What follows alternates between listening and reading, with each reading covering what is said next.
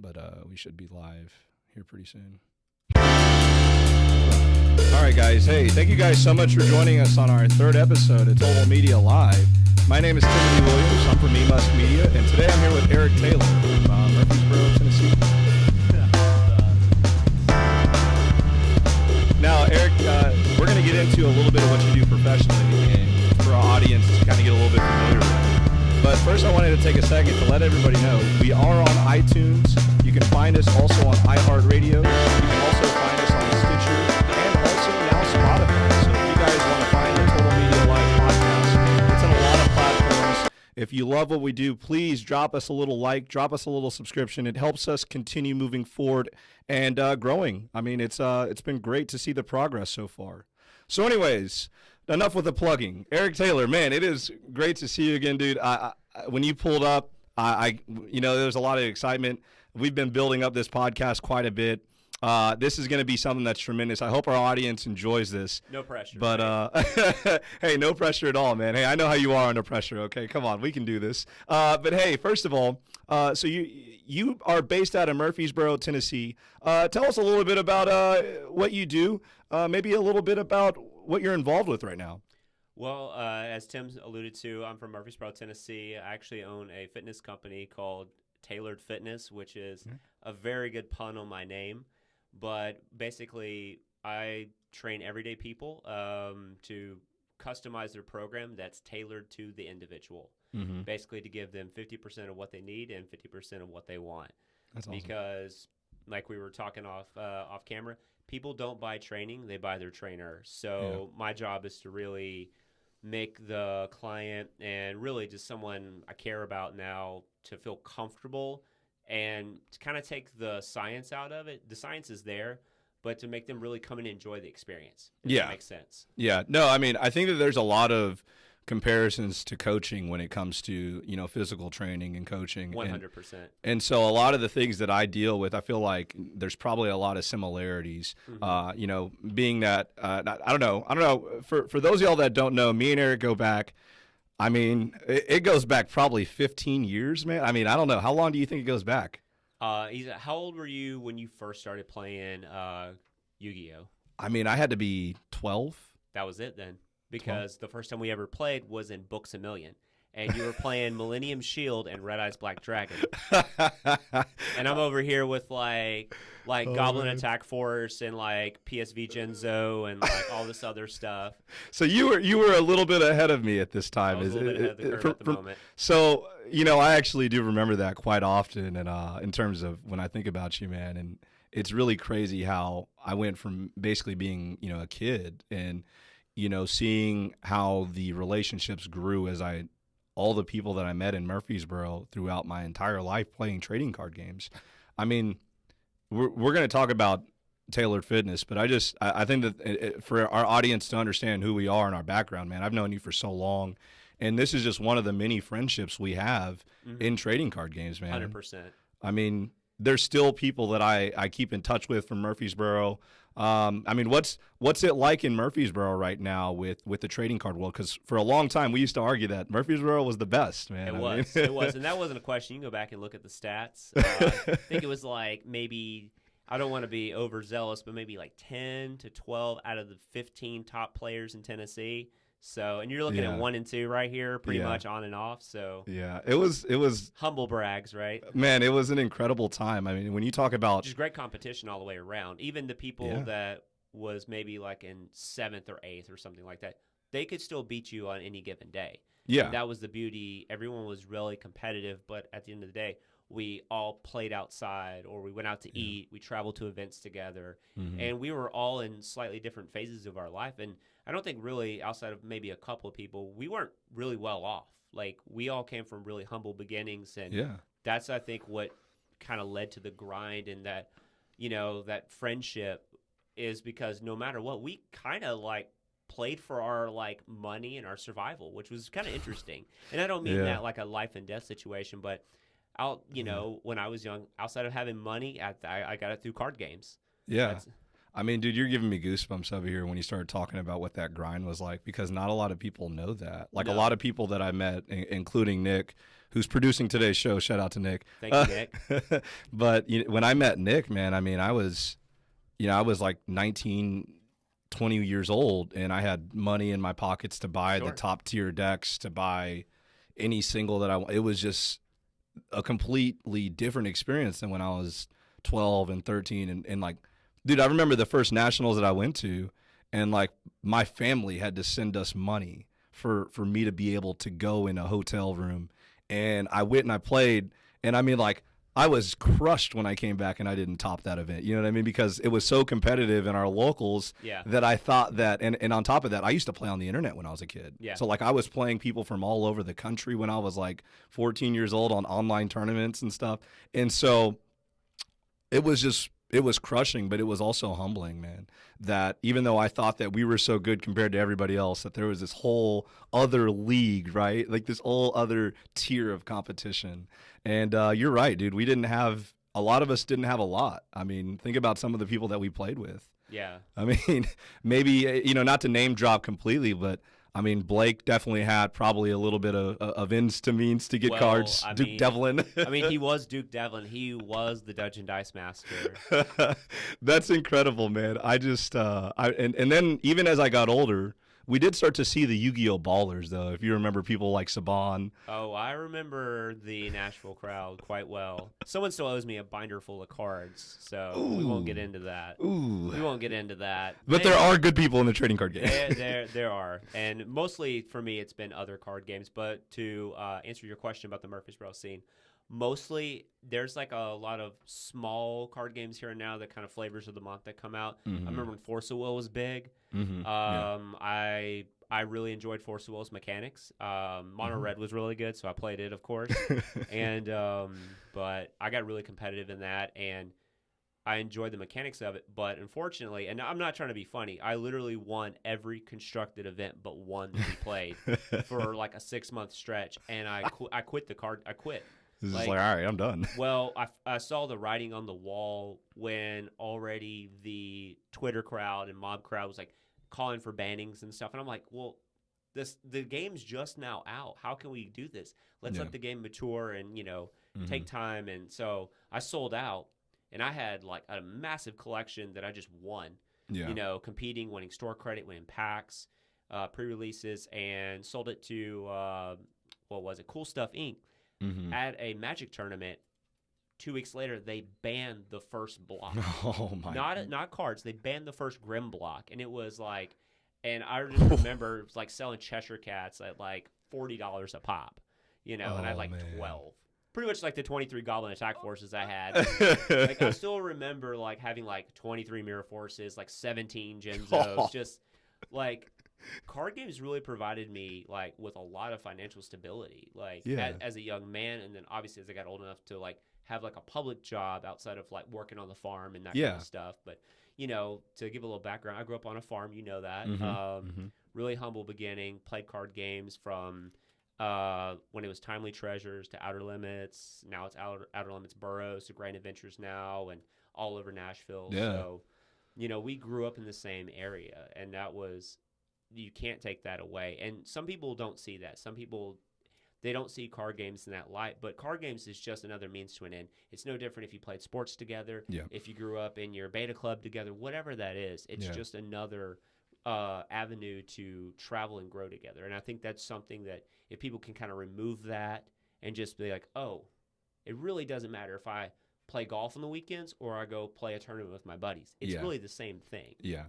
I think that that's such a great point to make, and I wanted to ask you about this. I mean, but let's go and jump into it. I think there's a big stigma around gamers and around trading card games, and I think that stigma is just so. Honestly, I think it's misplaced in a lot of ways. Now, are there people with neckbeards that play with horrific depicted like women on their anime playmats and stuff like that? Yes. Are there people that probably steal and cheat in trading card games? Absolutely. There's bad people in every crowd. But I just hate that in so much of what you think about for the typical person, they think of trading card games, oh, they're just people that are that are, not contributing anything to society. They're not helping people. They're not doing good habits. And I just think of so many things that I learned from trading card games growing up. And you relate it to investing, you relate it to saving, you relate it to, even as sad as this is, I mean, you learn how to kind of time things out in terms of like investing and when to drop things. Yeah. And so I don't know. What do you think about the stigma around gamers, trading card games? And is there anything that you think we can do as a community and as people to kind of save that, kind of help it? Yeah. I think all those are great points, and a lot of that's really accurate. For us growing up, we were kids. We were pretty normal kids. I mean, you were an athlete growing up. I loved to play sports, and I wouldn't say we were the prototypical gamers. I wouldn't say most of our crowd wasn't prototypical gamers, and there was very few people that even when we were younger that were like out of shape, and I mean like in like some morbid fashion or something like that. But the thought about the gamers now, it's interesting. I think I'll be 35 this year. A lot of people, because I work at a gym, for crying out loud, and the thought is like, man, lift weights, be lean, be huge, and all this, and it's a lot of like bravado and who has the new Lululemon shorts or whatever. And I wear Lululemon, but I don't let that be my identity. Like my identity is what I do when no one's looking. My identity is doing the right thing. My identity has never been how much money I had, or it was always the results of, what I put into life, whether that was gaming or working or making myself a better man. And I just think if people don't realize this, but like card games really helped me work through a lot of things because, and everyone has their past life, everyone has their story. And some people have had great stories, some people have had tragic stories. And there's somewhere in between where you can let it be a tragedy, or you could just be better. You can work on those things. And that kind of allowed that avenue, that energy to flow out and let me kind of think about stuff. Getting mad during a card game or something like that. It was truly never probably about the situation. And obviously now I'm in the health and fitness industry. Most of it is, I would say 90% of all gamers are dehydrated. They're malnourished, sleep deprived, and just those small things they don't take care of. Getting a proper night's sleep, being mentally and physically in shape. A pro level chess player in one tournament, they're going to burn roughly 6,000 calories in a chess tournament. Yeah, that's insane. Insane. You've played competitive games. You know how hungry you are in between each round. And it's like there's nothing ever satiating. You can eat a banana, you could eat a protein bar, you could eat food, and then 1.5 hours later, 1 hour later, you're starving. Oh, yeah. And I don't think the average gamer, they're too busy sucking down Mountain Dew or, or not taking care of themselves. And they don't have the education for it. We were all guilty, but the education's not there. Everyone's so worried about being like, look at Twitter, just open up Twitter, right? And that's where that's where a lot of stigma comes from. A lot of the complaining, nothing's ever satisfied, especially from the Magic community side. Oh, man. It's a big turnoff, and it changed the way I really view Magic. It changed how I play Magic now. It's really made me appreciate the game more and allowed me to just enjoy it more because I stay away from it. Like Twitter's a great resource if used properly, but again, it's this avenue for people to complain and moan and groan about, oh, this card's too powerful, or they need to do this, or we need to change this, and it's some political thing. And I understand all those things have their time and their place, but in reality, let's kind of appreciate the game that's been around forever and not just Magic, but card games in general, and realize what they're there for, right? Exactly. I think that the point that you made about it allowed us to grow as people, and you're exactly right. It allowed us to grow as people, and also it made us a livable life sometimes. Like, dude, I bought, like my mom, a Harry Potter book with some of the money that I sold at Books A Million, or some of the cards that I sold at Books A Million. I bought my first card when I was 18 years old. I bought my first card with my Magic collection. Yeah. I mean, I was 18 years old, lived in a cockroach-filled apartment in Murfreesboro, Tennessee, with straight A's, and I would look like the poorest kid out there, but I just never bragged. And I worked hard. I had a paper route. Then that's when I worked for the Tennessean with Billy. I have not thought about Billy in a most long people haven't. time. So wow. But again. Oof. But that right there and shows that I was willing to do what it took because Yeah. I wanted good cards to compete, but I also saw the opportunity to make money off of things that I might have spiked a trade for back when you could spike trades pretty hard. Yeah. Now it's a little bit different, but And then there's the ethical part of everything that we just talked about, and how do we improve the image, dude? You're so like spot on with as I got older, like when I was in my 19, 20, 21s, when I was traveling to these premier events now because I could. When I was doing it, it was always such like a proper thing. Like I never felt the need because I felt like I grew as the game went on and as I got older, that I needed to treat the game a little bit better. I didn't need to cheat. I didn't need to stack my deck. I didn't need to, there was nothing that needed that. Right. And it was just enjoy the experience. And if you win, that's awesome. You get a chance to say that you've won or you topped.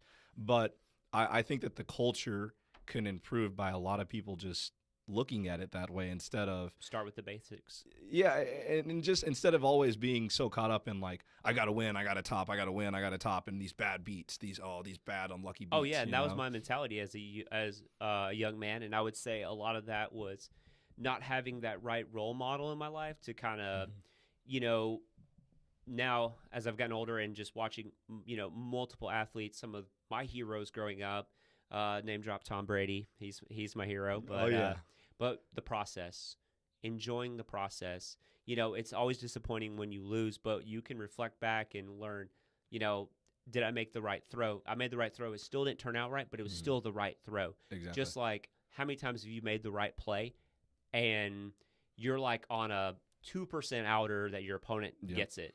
Yep. I mean, I can literally give you a story of nationals when I went in 2008. Round 2, I'm playing against this guy named Frank. He's playing Light Sworn. And I know, how my mind works. I know that Light Sworn deck, top to bottom, sideboard, everything. There was one card he could draw, and I think it was Jane, the 4-drop. It was the only card left in his deck. All the Judgment Dragons were all gone that he could draw because I had Spirit Reaper, tacked, got rid of his last card, and I was like, that's it. He's got stop decking. He's top decking, and I knew how many cards were left in his deck. It's like it had to be Jane. He ripped Jane and beats me game 3. Now that tournament was 12 rounds day 1, no breaks, no lunch breaks, and it was insane. It was tough. And you topped that event. I did top that event, but I played Frank again in top 16. And they built this giant coliseum, right, which was crazy. And we were playing in. We're top 16. I win, I think it's game 1 or game 2, but basically the exact same scenario happens. And I still made the play because it was the right play to do. And then I went on winning that match. So because I knew that was the right play, and I didn't let my emotions or the past results change that. And that right there was a huge growing point for me. That tournament was an awesome experience. Dude, that was I remember when the news dropped that you topped as it was coming in. Dude, it was phenomenal. And as our friend Rudy says, you got to stay the course. That's right. Stay the course. Alpha guys. Investments, man. But it's you talk about the health and fitness part of trading card games and gamers. I think that honestly speaking, I think that we were I know you were, and I know that I'll be real honest, I copied a lot of the things that I saw from you growing up. You know what I mean? Like from knowing how to like build things like, the way that I look at it is there's always something that pushes you to get better. And when, not to get too backtracked, but when I got destroyed in my first tournament by you, it was just one of those things where I was like, man, I'm really bad at this and there's a way to get better. And that kind of sparked everything for me in trading card games. And so when you talk about like the fitness and the health of going to tournaments that are 12 rounds in one day, dude, I remember you going and taking like water and taking like almonds and taking like snacks with you from what I remember. We talked on the phone at that tournament. You were the first person I called when I think it was maybe I had like a few more rounds to go. And I know Colin was doing bad at that event. Sam was doing bad at that event. Oh, Sam. Oh, no. Shout out to Sam. Yeah, shout out to Sam. Sam, good guy, man. That was a great trip. But that tournament, and I always just wanted to be prepared. I didn't want any distractions. I wanted to stay focused and hydrated and fueled up because especially that type of Yu-Gi-Oh, then like we kind of always played. You would really think about it before that dark set came out with like Dark Arm Dragon and all that. Allure, y'all. Outside, Allure. Outside before that, the game was pretty fair. If you really think about it, yeah, you had busted stuff. Like, Yeah. when they got rid of, like, all the cheaty stuff, like Delinquent Duo and all that stuff, when all that got taken out and the game kind of got become this mid-range, it was everything was like mid-range. Like when we played Zombie Chaos, like I went to Knoxville and everyone but one person played Zombie Chaos. We all topped except for said one person. Yeah. And apparently that's when Lightning Vortex targeted. Oh my god! We're not going to get into that. That's talking about a bad beat story and a bad ruling, but yeah, man. Yeah, but the infamous TNLG ruling. Yep, from Mike Soul, because remember, because it was you, Jacob, Scott Haley, and Jacob, and Blake. We went to Knoxville for regionals. You guys were playing Beatdown. That was when Dark Crisis was out, I believe, and I played Fiends. I played Fiends competitively and dominated with that deck. Dark Necrofear, man. Giant Orc. Hey, until they changed Dark Necrofear's ruling, man, did you want to MST that? Fine, it comes back. I'm cool with that. I just remember the story about guys. Oh, this is crazy, but I remember when you sat down in like maybe round 2 or 3 of that tournament, and somebody played Break of the Magical Warrior on you, and you were like, "What does that do?" Yeah, because I was gone for a while. Yeah. I literally, because I took a hiatus from Yu-Gi-Oh, and that's when you kind of came in and just dominated the outer limit scene. Yeah, you and Sammy pretty much did. Yeah, and it was like, I guess Blake was up there, and then that was my senior year in high school, and I came back, and I had 2 weeks to prepare. So I missed like 2 to 3 sets or so. Oh yeah, powerful cards too. Powerful cards, very powerful cards. And I came back and I just spiked the tournament because I just applied Magic the Gathering theories and like card draw, tempo, card advantage, board state, life resource, all that stuff in that deck. I mean, I can't believe it's funny because I think I played like Solemn J in that event, but I was just like, I just want to utilize my resources the best as possible, and still playing the powerful broken cards like Grace for Charity and Pot of Greed, all that stuff, but also being a Fiend deck, like having the Yada Lock in my deck as well because it was a Fiend as well. Yep. And I remember buying Dark Ruler, Hades or something at that event for like $5, and Donnie sold it to me, and Donnie was like, oh, whatever, this card's. But I remember everybody puts their cards face down. Well, I knew what all the face down cards were, and he just came in there and just ate everything because he was 2450. So he ran over Jinzo. Yep. Very relevant. Yeah, very, very relevant. Great sideboard card. But again, that was just me using my big brain Magic thoughts, and at the time, like, I was a good Magic player, but I'm not quite the level I am now. But, I already had like almost 10 years of Magic under my belt at that point in my life. Dude, that's so crazy to talk about because you just mentioned you were in high school. Like when I go back and realize how young we were and what was going on, it's just a crazy thing. And you were so aware of card games. That's why I talk about like learning from you so much. Like you guys, when I learned how to play Magic, it also taught me how to like apply Magic the Gathering to Yu-Gi-Oh! And ever since then, I've been doing it to every trading card game I've ever played. And like it's like unlocking another way of thinking.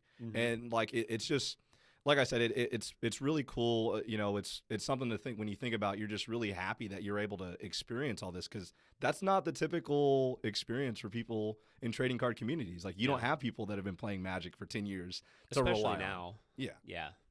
I mean, it's just more. It's more like competitive, right? Like I'm not going to give you my secrets, right? Well. So like Magic's so changed. There's either you got really good community Magic, or you got kind of the pro groups that all play. They're trying to spike the next deck on Arena, and that changes daily. But you did something that very few people I've ever encountered in card games did. You used me as a resource. You're like, okay, I'm competing against this guy, but if he's doing something I like and that makes sense, I can apply it to whatever fashion I want to. I don't have to use the same cards. But I can still do that. And people now, all these new players, and what I mean by new, they could have been playing the game for, 6-7 years. And I guess I'm like kind of a boomer Magic player, like in terms of Magic the Gathering, right? Like, but don't look at me as an obstacle. Look at me as a resource. I will give you any amount of information you could possibly want because I want to see people do better. It's not about making the right plays. It's about growth because that's what I do for a living. My job is to help people grow into the person they want to be, whether that's physically, mentally, and that's something I take a lot of pride in, because when I see the results from the people that I train, it's the greatest thing ever. Yeah. Whether it's my best friend Christian Flack played Magic the Gathering. In fact, he asked me to do his letter of recommendation. He's going back to get his master's degree. That was a true honor for me. And writing that letter, man, I got teary-eyed, because I watched Christian coming into Outer Limits as a 13-year-old young man to being in a mid-20, ultra successful, released his first book last year. That's amazing. Working on a second one, going back to get his master's, has excellent health, worked on his fitness, and he did all this and allowed me to push him. And he's been watching me ever since. And it all started because of how I approached the game of Magic. Yeah. And I put that in that letter because it's so important. And again, it's not just because it's a card game, but it has so much more meaning. Just like how this jersey. Yeah. You know, we can debate on who's the greatest of all time, but he meant so much more because he appreciated the process. Yeah. You know, and that's something that I really, really love. That's why he's my favorite player of all time. It's super simple. He was hard-nosed, and he worked hard at his craft. Yeah. He wasn't obviously, like, he was super talented, but Jordan was bigger. Jordan had bigger hands. You know, Kobe didn't let that hold him back. Yeah. Does that make sense? Oh, man, it makes a tremendous amount of sense. And, you know, that's why I think that's why when we were growing up, you know, I think that's why I gravitated so much to hanging around you guys, because there was this whole thing about trading card games, but it was also about, you know, pushing each other to be better at life, you know.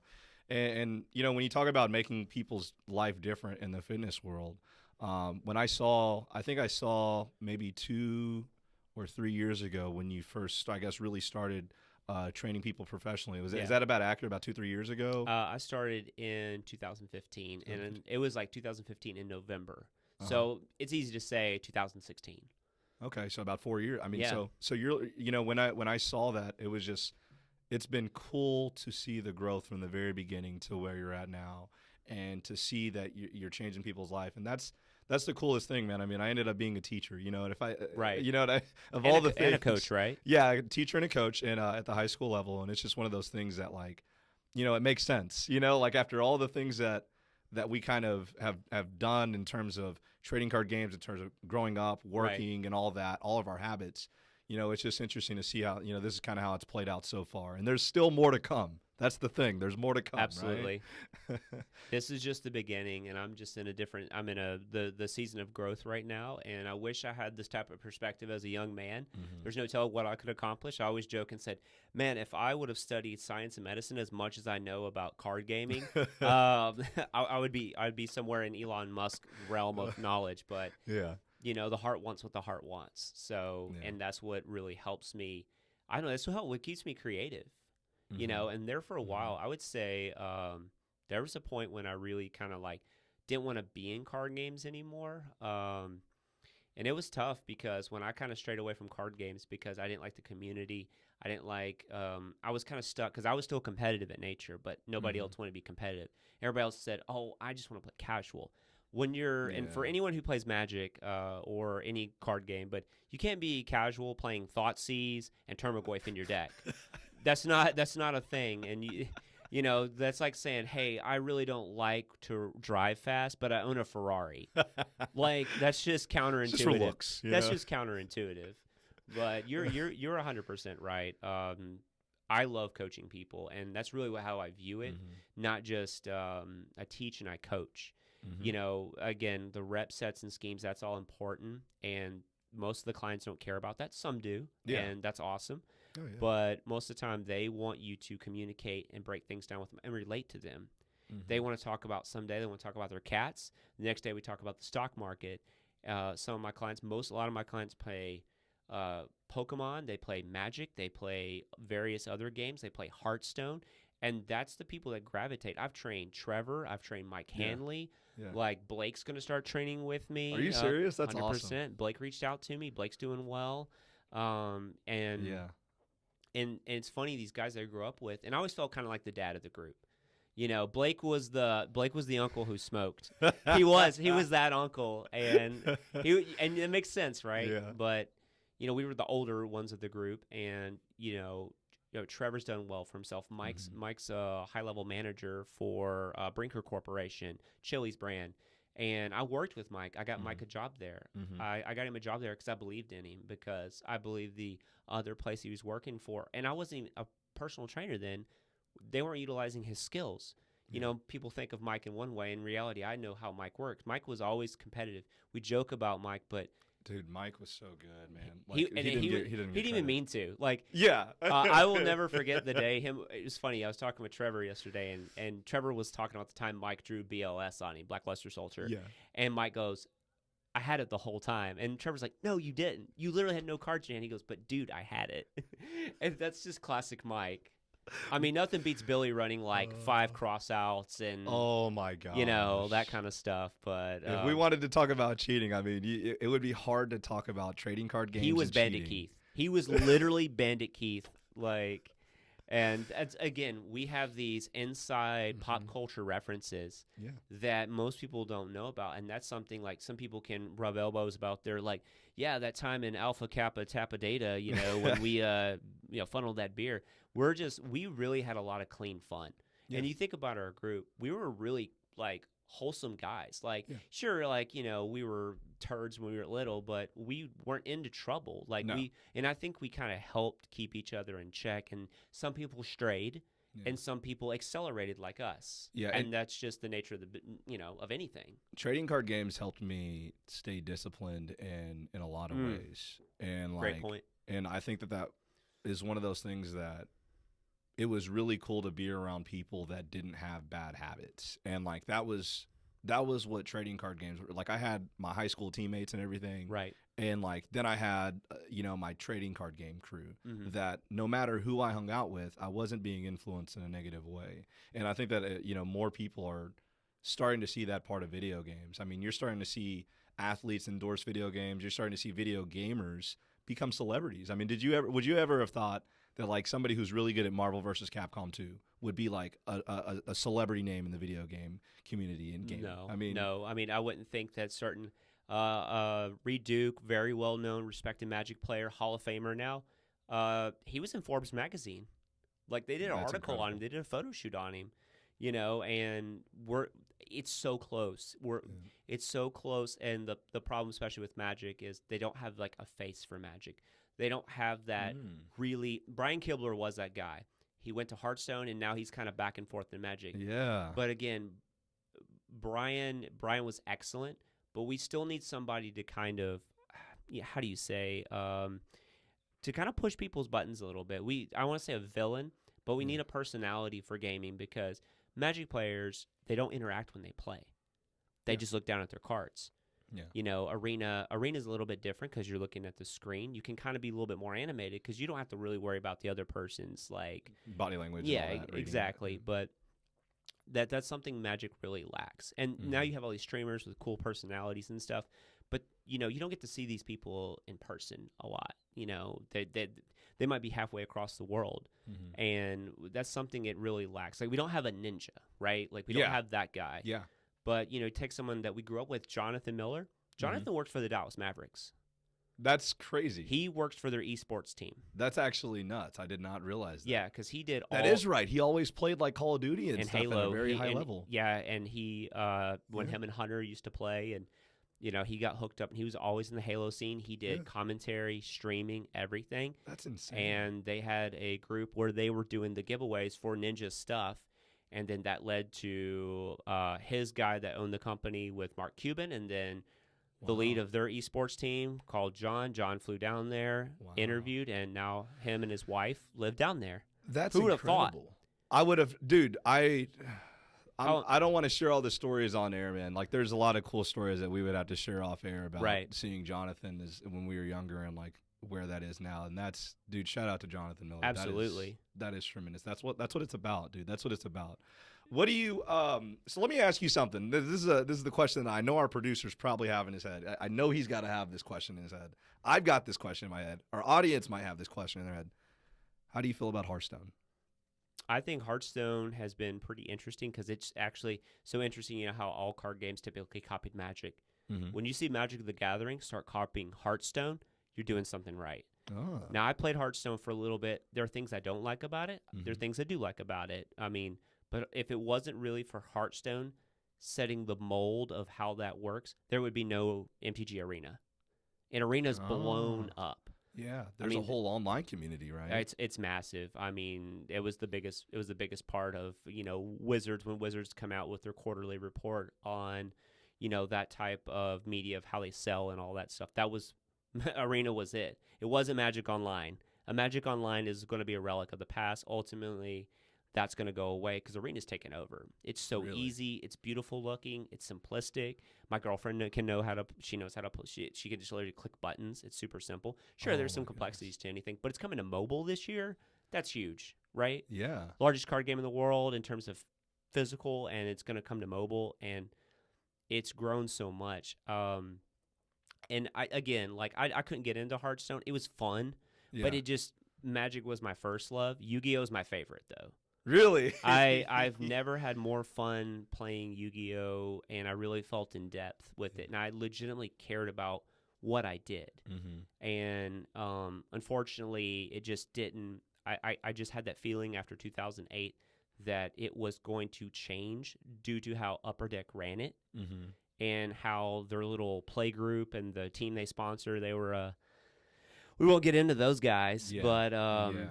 we knew there was a lot of shady things going on there, and ultimately Konami stepped in, exposed them, and did the right things and took it over. But I knew the especially you own I looked at my deck then. I had 3 Dark Arm Dragons, 3 Solemn Jays, Crush card, right? I had a Crush card. I owned 3 Crush cards then, and I knew based on how the Japanese culture is. They had rare cards and ultra rares and all that stuff, but Dark Arm Dragon was a rare over there. Yeah. Over here, when it came out, it was $268. Yeah. Without Dark Arm Dragon, if you weren't playing Glad Beast or Dark Arm Dragon, unless you were like someone who was just like a Monarch specialist, you weren't competitive during that time. And Lightsworns were good, but they just weren't. They just weren't the Gladiator Beast deck or the Dad deck. Mm-hmm. That was to me like vintage Magic. That was so powerful. Either games were over like that, or they were long, thought-provoking games that one Phoenix Wing Wind Blast changed the outcome of the game. Yeah. That's well-timed one, yeah. That's some big brain Magic. That's some big brain Yu-Gi-Oh play, and people don't appreciate that about that game, and I loved it. I loved every second of it. I remember writing my turn report on the Nationals, and it was just the plays of knowing what to call with Mind Crush or, when to trap Dust Shoot, and, that was... that's just when you feel like you're in another galaxy when you're playing that. You're just locked in. You're locked in. So I want to get back to this Hearthstone because I want to drive this a little bit more. Okay. You say try to get into it, not too much. What about? I'll be honest. I stayed away from it. I stayed away from it up until last year. I gave it a fair shot. I legitimately was like, no card games, no Yu-Gi-Oh, no Magic, no nothing. I didn't want to play anything. And I decided to download it, and I decided to start playing a little bit. And I was like, okay, this is pretty interesting. And then the card animations, the phrases when they get played were kind of funny to me, so I kind of enjoyed that. Absolutely. But I'm just curious, do you ever see yourself in the future? Because you mentioned a very popular player, and I've actually watched him on stream going over to Hearthstone. Would you ever consider that as a transition in any point? And if not, why not? Not at this moment because MTG Arena is there, and Arena is so easy in terms of the way it plays and interacts. I'm so familiar with Magic cards, the way Magic plays. I think you have more agency in Magic than you do in Hearthstone. I do like how Hearthstone's resource system is, but I also enjoy the element of building my deck with lands. I like having the ability to tutor up more lands, playing less lands, and just letting that kind of change how my deck plays. I enjoy that aspect of it because it's another level to it. And I think the physical cards is something, especially an old dog like me, really appreciates. And Magic, just learning from every other card game, whether it was Pokemon, Yu-Gi-Oh. How many Yu-Gi-Oh products come out within 6 months? Not just a set, just support just supplemental sets and decks and all that. Magic's there now. Every so often they have secret lair drops, they have commander stuff, and they just released a sub mid set that's 1,000 cards just yesterday. That's crazy, and I think that ability to be Magic the Gathering, to bring people in, is really huge. And now that Arena is really blowing up. Mm-hmm. And I think, and it's interesting because I know people who play Hearthstone that don't play card games. They don't think they play card games. That's so wild to me. But I'm just like, and I'm like, have you ever played Magic? Like, no, I don't play Magic. Why? 'Cause it's a card game. I'm like, what do you think you're doing? And it's the same adults who play Pokemon Go. And I'm just like, what's going on here? But so yeah. that's interesting, man. And then, in terms of Magic the Gathering, that seems to be growing and releasing more and more sets. What do you think is going to be the future for Magic the Gathering? Is it going to stay more more online? Is it going to gravitate to that, or is it going to stay, the community, the trading card game, the local gaming store? Is that going to be around? Well, I would say actually there's more tournaments online than anything. Tournaments are ran daily, whether that's Arena, because Arena does have its place to play older formats like Modern, Vintage, and Legacy, which aren't. Modern is highly supported. Modern's a massive format, but they just released Pioneer, a new set. Well, Pioneer's from like the last 10 years or so. Maybe the last 5 years. Yeah. Well, bigger card pools the harder it is to get access to cards, which, again, that's why they print all these cards. Magic's in such a great spot right now because they've adapted. They've removed their dogmatic ways of every 3 months we have a set. Here's your set. That's pretty much it. Here's some poopy precons. We never print anything that's high dollar in any of this stuff. That's completely changed now. Wizards is actively affecting the secondary market.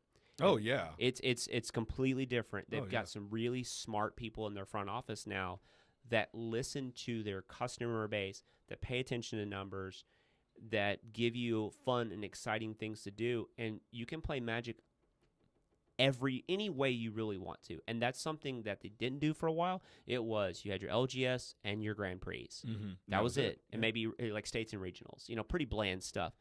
You can play online. You can play from whether it's Arena to Magic Online to in paper. They have tons of events. They changed the way their WPN structure is, which is Wizards Play Network. So it's completely changed. It's super in depth. And then now they have these things called Magic Fest, which is the Grand Prix format, but they have the Grand Prix. But you go there, it's a festival. That's pretty sick. You literally can play Magic from as soon as the tournament starts till the end. They have Commander, they have Pauper, they have drafts. Everything's on demand, and it's firing every 30 minutes.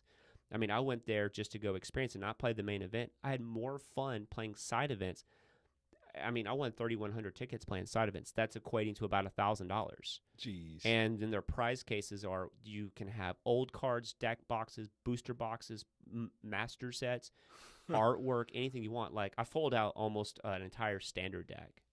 With like $40 and $50 foil mythic rares. I mean, that's sick. Crazy, right? Like, and then the vendors and the experience. Magic's completely different than how it used to be. It's really a community, and Commander really helped shape a lot of that.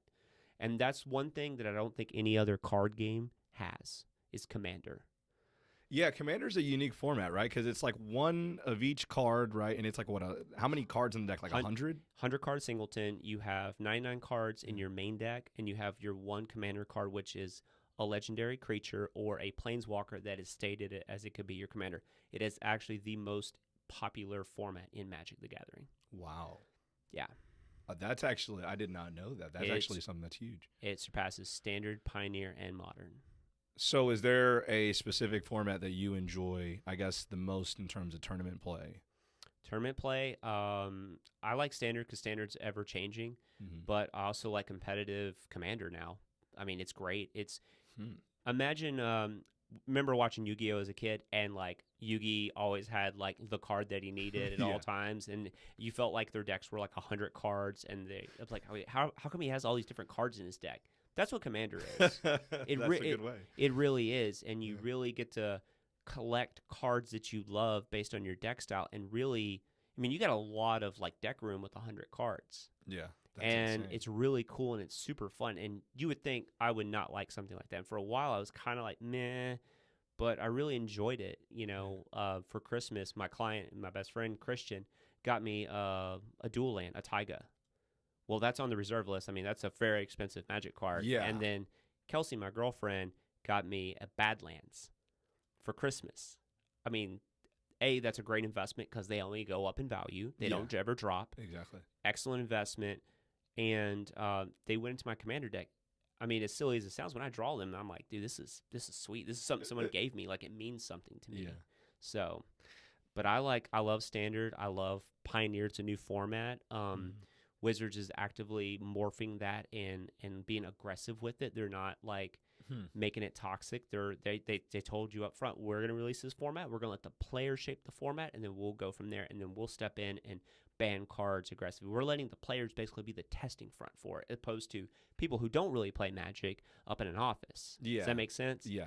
And then Modern is, a large part of my time in Magic, and I play Modern fairly competitive. Modern's really hard to get into because the cards are so expensive. But again, they're aggressively printing cards to make Modern accessible because it is such a popular format. So I like it all. Yeah. I mean, I like Limited, Draft, Pauper, you name it. I just have enjoyed Magic completely on a different axis versus just Standard. Yeah, that's really awesome, man. I honestly, I haven't played Magic in such a long time. I think the fact that there's so many different formats is something that's kind of intimidating for me, kind of trying to maybe even come back, because I thought about downloading Magic Arena, and I really did, and I think I'm going to be real honest. Yeah. But I don't know, the way that you just kind of sold Magic the Gathering, definitely interested to kind of get back into that. I don't know, you mentioned this a little bit earlier, and Okay. the people of Nashville, they got to know. The people of Nashville want to know, is Tom Brady coming to the Tennessee Titans? What do you think? Ooh, that's an interesting question. Of course, the Titans are saying all the right things. They say they want Ryan Tannehill because what are they going to say? No, we don't want Ryan Tannehill. Like just like the Raiders are like, oh, we want Derek Carr. No, they don't. They want Tom Brady. Exactly. And I don't want to get into the deep stats of me roasting Ryan Tannehill because he did a great job with the job he was asked to do. Like, he played excellent. Uh-huh. And I'm a Patriots fan. I've been a Patriots fan since the mid-'90s when we were terrible. Mm-hmm. So I was blessed with the man. I also watched Michigan. My dad was a big Michigan guy. Yeah. So it really, really helped that I kind of was able to kind of, acquire that. I mean, I remember watching Brady play in the Rose Bowl against Alabama his senior year. Did not even remember that. Yeah, he beat Alabama. Hey, there you go, right? Yeah. But for the Titans, I would selfishly, if he does leave, hey, come here. You know why? Because I get to watch him for like the next 2 to 3 years, and you give him those weapons. I'm telling you, man, with that defense, Derrick Henry, having the connection with Vrabel, that would be so interesting. And I think also living in a place like Nashville, I think he could relax a little bit more.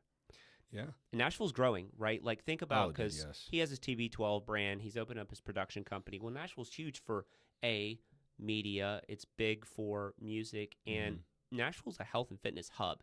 Tennessee's one of the largest personal training areas in the United States. People don't know that. Yeah. Tons of personal training. Brandon Curry, do you know who Brandon Curry is? He's a world champion bodybuilder. He won Mr. Olympia last year. He's from Murfreesboro. Oh, wow. They opened up Carbon Culture, the new gyms. They have one in Franklin. They're opening up one in Murfreesboro. He's going to be there. I mean, just that environment, it's there. It just needs that guy. It needs a face that everybody. Yeah, and I mean Mariota. Not to hate on Mariota. Mariota's great guy, great person, great role model. Football player, okay, a little bit to be desired. And to be real honest, I'm not going to go ahead and I'm going to pull a line from you. I'm not going to go ahead and trash on anybody in particular. You'll hold your punches on Tannehill. I'll hold my punches on Mariota. Because the question to me has always been, what if they would have gone to Tannehill earlier? Could they have been better?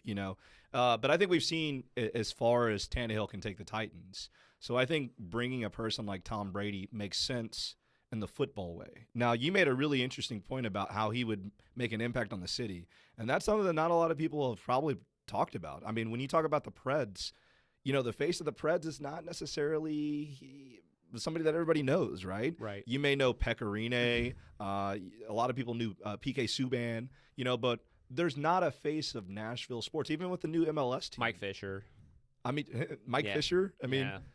So when you start talking about faces of Nashville, it's just there's not a ton of them. So I think Tom Brady could add a pretty cool element with that. I've never thought of that. And it's an excellent environment because it's not just Nashville. Like we were talking about, you got the Lipscomb area, the Green Hills area, Brentwood.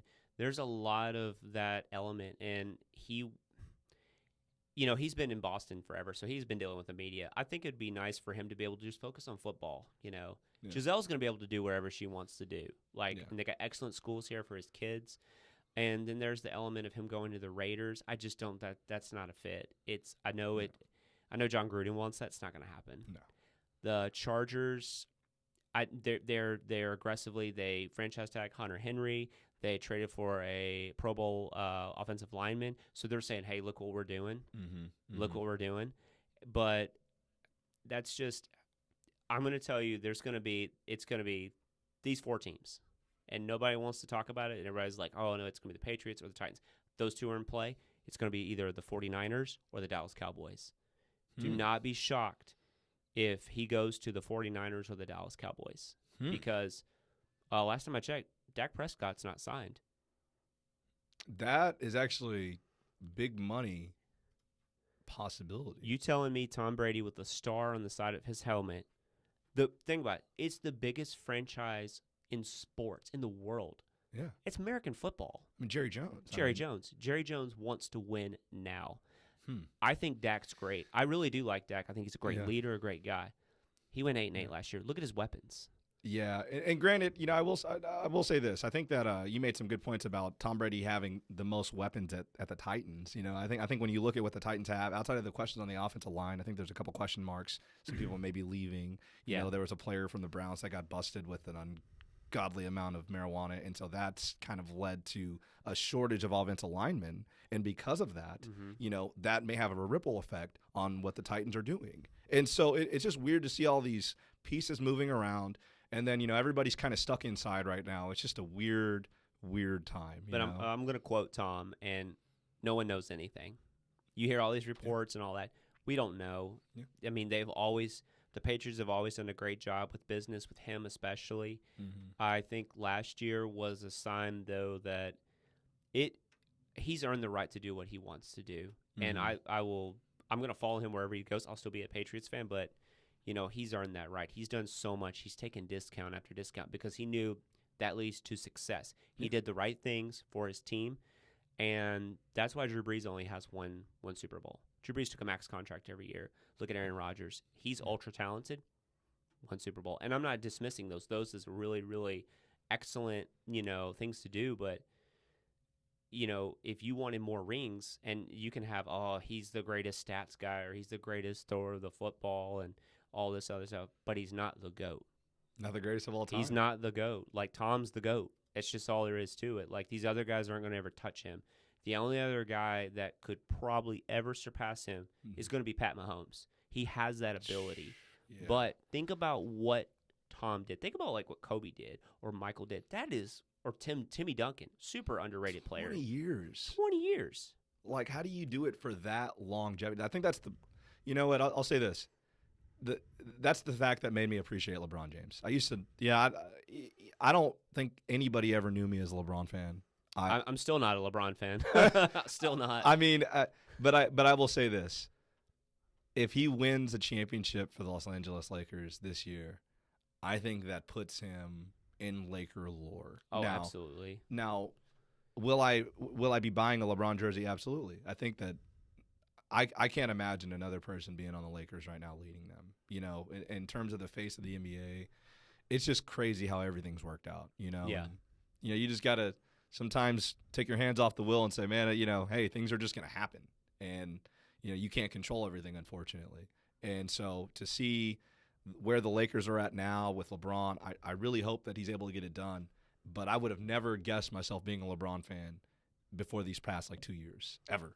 Right. And obviously he did, LeBron, I'm going to give him kudos. He did so many great things for, Cleveland and all that. But, and obviously the Miami years, we all saw that. I got to watch my guy at the time, when Kobe was kind of fading in the background a little bit just because he didn't have the support around him. When D Wade was still slightly in his prime, because Dwayne's one of the just class personified guy. Like, how do you not like Dwayne Wade? Like, as not just a player, but doing the right things and giving the team over to LeBron and bringing they brought Chris Bosh in. And by the way, one of the most intelligent guys I've ever listened to, Chris Bosh. Man, he is super smart and just a good guy. But Very well spoken guy. Very well spoken. I was like, man, okay, I'm into some Chris Bosh. I follow his YouTube channel, everything. He's a really cool guy. But LeBron's done so much, and I bet you, you know, if he could have maybe been on the Lakers a little earlier, he might have. But look what he did. I mean, you know, he beat the Warriors.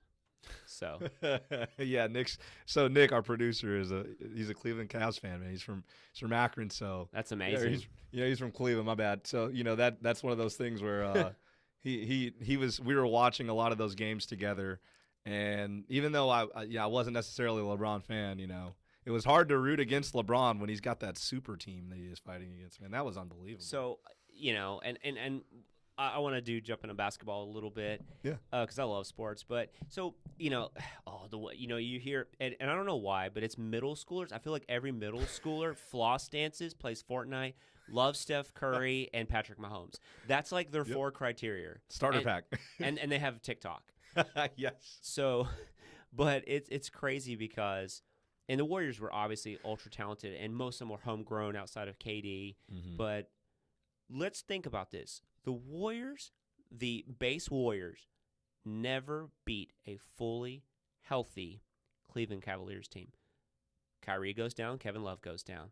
They win that year. LeBron with Delly on his back goes to 6 games, okay? Yeah. Next year, LeBron beats him. He beats that team. The 73 wins, you right. know? Then that team never beat LeBron. It took the greatest like sniper in the last 20 years to come along, and they're like, oh, we'll just activate Super Saiyan 4 and summon Kevin Durant, you know. Unbelievable. Right. And that team was ridiculous.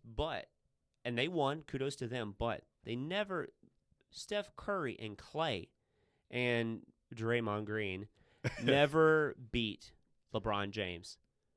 They never did. They just didn't. They never won a fair fight. And I mean, like, and we don't know how that series could have went without J.R. Smith's goofiness. You know what I'm saying? Like, yeah. So like LeBron is very much like Tom. Look, he's doing it with less. He's making guys around him better. Mm-hmm. Like, you know. Like, he had Kyrie, which is like essentially Julian Edelman. I mean, it's about time that he's got a great supporting cast around him. I mean, you look at the team that the Lakers have right now. And they're good, but is it really that good? Okay, so I think if you look at it, I think the reason why it makes it so dynamic is they have 2 of the best players on the court almost all the time. Yeah, 2 of the top 5. Well, I'm saying like on the court at the time. Yeah. If you rated all the top 10 guys, AD and LeBron are probably the best player on the court almost every single night, every single moment. Now, sure, there's going to be times where Kawhi's in there.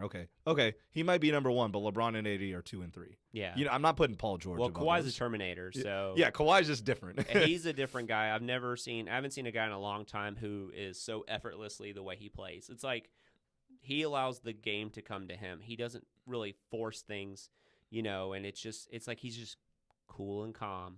Mm-hmm. All time. That's why he's. I love Kawhi. I like watching him play. It was just amazing what he did last year. And granted, the Warriors team, and what are the Warriors? Oh, we were hurt. We were banged up. And I'm like, so you know how Cleveland feels. So you know how they feel. Nick is over there being like, yes. But yeah, I mean, you're exactly right. When the tables were equal, it's hard to beat LeBron in 7.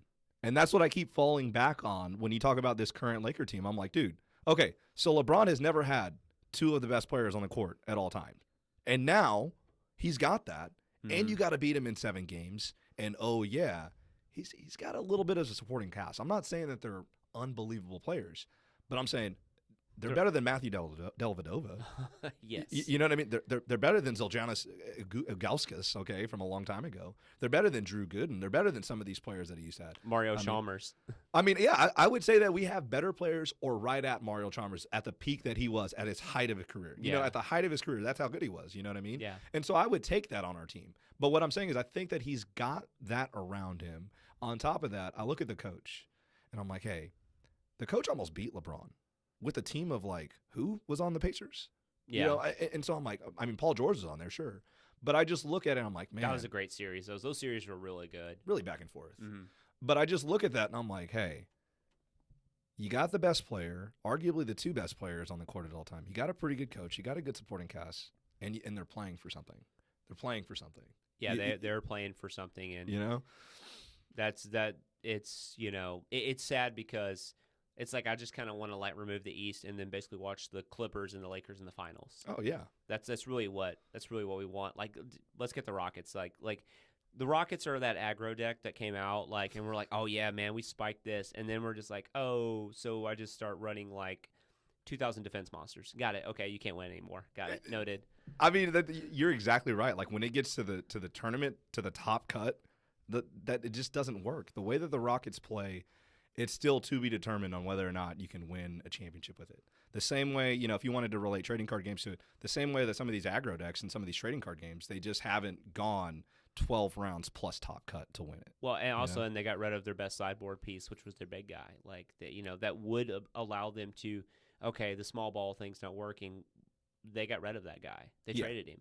Yeah. They pushed all in, and I think that's ballsy. That's fine. That's fine if you can withstand that and you can have the cardiovascular endurance, and they're world-class athletes, but at the same time, your shot's not always going to fall. You live by the 3, you die by the 3. And if that doesn't fall, what else do you got? You don't have size. You don't have reach. You don't have great defenders. Yep.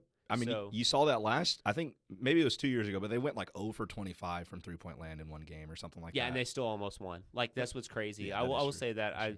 they almost beat the Warriors on that, but the Warriors were kind of probably sandbagging. But yeah. It always kind of felt like that, right? Yeah, it always did. But I think as great as Giannis is, Giannis is clearly he's really good. He's got great stats, all this other stuff, and he's growing. Oh yeah, he is not the guy now. He's not the king. And just think how big Giannis is and physical. Kawhi just basically went up to him and was like, "Up, sit down, son. I'm going to show you how to play championship basketball." And he just pretty much just dominated him. They dominated after they lost the first 2 games. Yep. And then they just got crushed. I couldn't believe how he neutralized Giannis. If you would have told me 7 years ago, hey, you need to build the perfect person to defend LeBron, I would have said, give me somebody 6'10", give me somebody that's 260, 270, maybe, because they're a pretty big frame. And then give me somebody that obviously they can run, And Giannis is all those things, and he still he gets toyed. He gets schooled by LeBron. I mean, it's incredible.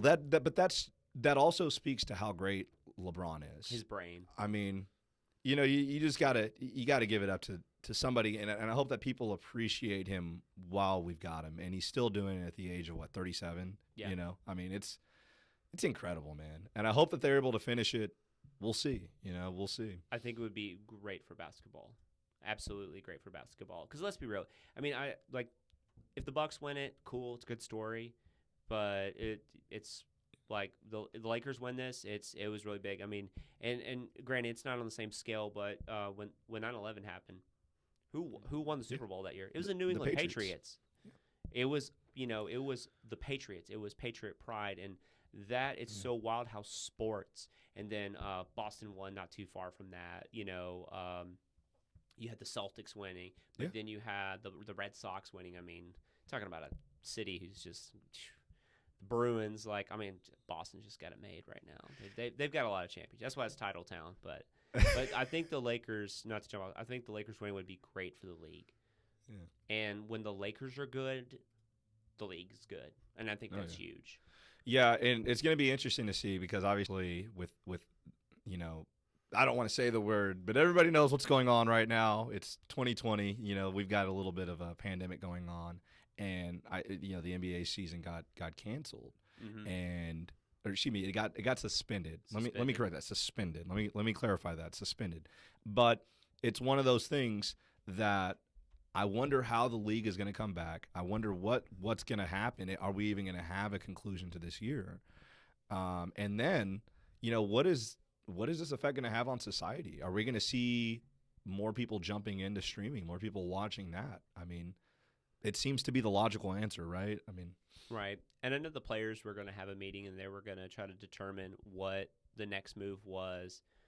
They wanted to play, but obviously with no fans and stuff. But until that's figured out, it's really interesting how sports inherently, because the one thing that you're able to do, and if you don't know, if you're tuning in from somewhere not Tennessee Tennessee had its own tragedy, with the tornadoes not too long ago, and then on top of what's going on out there in the world as a whole, sports is an escape, just like card games is an escape, just like whatever hobby you are is an escape. And without that outlet, buy Netflix stock because it's going up. So absolutely right, Disney Plus. Yeah.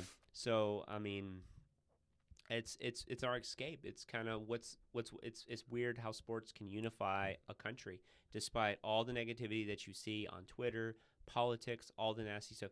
If you can kind of just like, you can see anyone, but you see somebody with your guy's jersey on, yeah, you're just like, oh, hey man, what about last night? And then you literally started a conversation from literally an atom, essentially, and that's something that we don't have right now. Yeah. So I think sports are so important for the country as a whole to heal. And I don't mean like in terms of like health and wellness. I'm talking about health and wellness up here. Yeah. I think that's what's important. It's going to be a big symbol whenever our first major league sports team has a crowd. You know, absolutely. Like, can you? That gives me goosebumps just thinking about the roar that we're going to see in that crowd of people finally being able to not be afraid to be in crowds and absolutely. You know what I mean? Like that's going to be magical. And you know what?